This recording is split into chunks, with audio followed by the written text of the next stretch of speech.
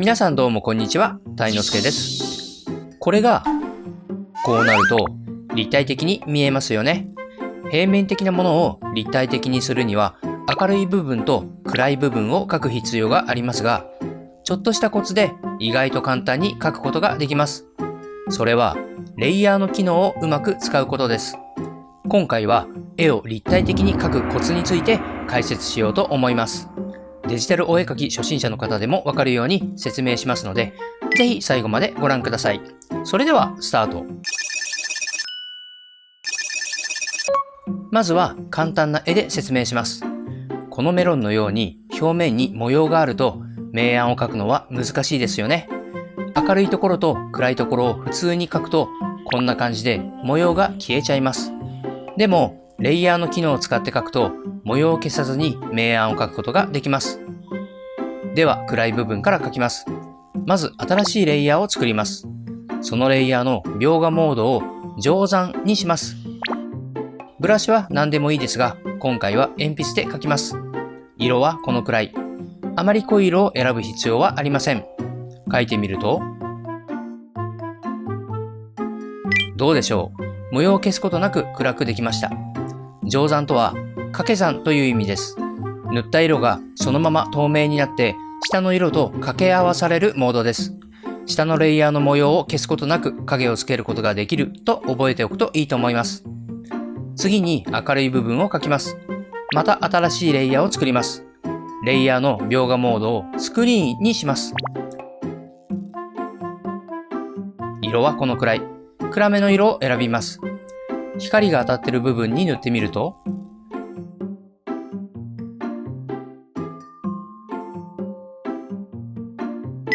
こちらも模様を消すことなく明るくできました。スクリーンは定山の逆の効果を作ることができるモードです。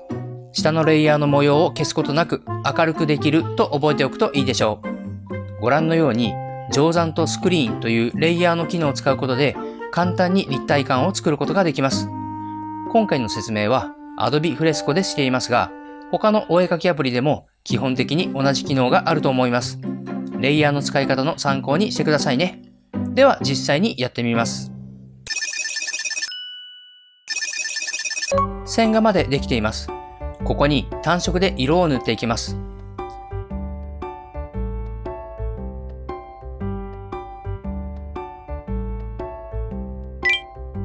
ではこのメロンパンに模様を描きます。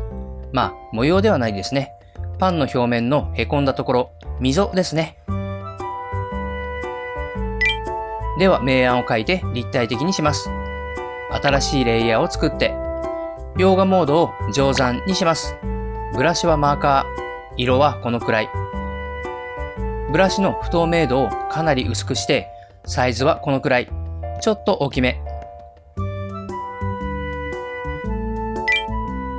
次に明るい部分を描きます。新しいレイヤーを作って描画モードをスクリーンにします。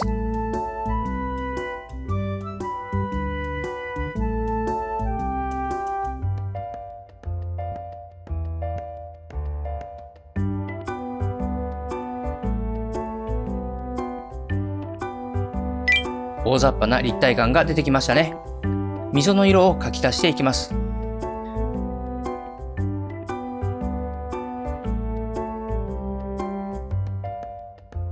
はい、こんな感じでメロンパンの立体感を出すことができました。他のパンも立体的にしていきます。ちなみに定山とスクリーンのレイヤーにはクリッピングをかけています。クリッピングをかけることで下のレイヤーの絵からはみ出さずに絵を描くことができます。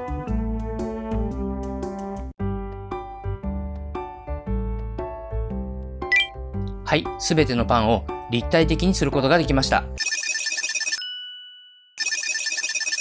書き込みを始める前にパンの表面のデコボコやザラザラを表現するためのテクスチャーを作ります。できたテクスチャーを表面に貼り付けてなじませます。私はこれをテクスチャースタンプと呼んでいます。テクスチャースタンプの詳しい作り方や使い方を知りたい方はこちらの動画をご覧ください。この動画の最後にリンクを貼っておきますね。では書き込んでいきます。ブラシは鉛筆とマーカーを使っています。メロンパンのこんな複雑な表面、一体どうやったら書くことができるのって思いますよね。私も最初はそう思いました。そういう時、私はいつも要素を分解して考えます。丸いパンに溝があって、その表面はデコボコしてザラザラしている。じゃあまずは溝がある丸いパンを作る。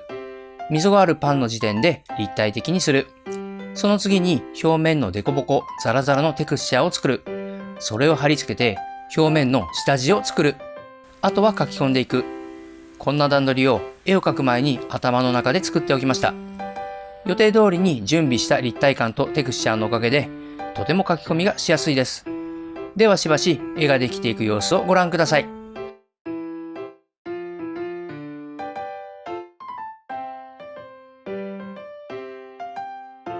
一つ目のパンができました。書き込んでいるうちに最初に作った立体感がちょっとなくなったようです。追加で立体感を描きます。先ほどやったように新しいレイヤーの描画モードを定山にします。どうでしょうか？影が引き締まりましたよね。では書き進めます。パンがすべて書き終わりました。最後にお皿を書き込んでいきますが、ここでも定山とスクリーンを使います。まずはお皿の木目模様を描きます。お皿の明るいところ、暗いところは一切気にしません。木目の模様が描き終わりました。暗くしたいところを選択します。新しいレイヤーを作って描画モードを定山にします。暗いところを描き終わったら、新しいレイヤーの描画モードをスクリーンにして明るいところを描いていきます。こんな感じで木目模様を消すことなく明暗を描くことができます。ということで絵ができました。今回描いたメロンパンは日本発祥のパンです。その名前の由来には諸説あるようです。まずは形がメロンに似ているからというもの。この格子状の模様もメロンに似せるためにわざとつけたという説と、たまたまひび割れてそれがメロンに見えたという説があるそうです。次はメレンゲパンがなまったというもの。パンの上のビスケット生地を作る際にメレンゲを使うため、最初はメレンゲパンと呼ばれていたそうです。それが変化してメロンパンになったという説です。メロン味のパンを作ったからメロンパンじゃないんですね。もし今回の動画が面白かった、役に立ったと思ったら高評価ボタン、応援してもいいよという方はチャンネル登録をよろしくお願いします。それでは最後までご視聴ありがとうございました。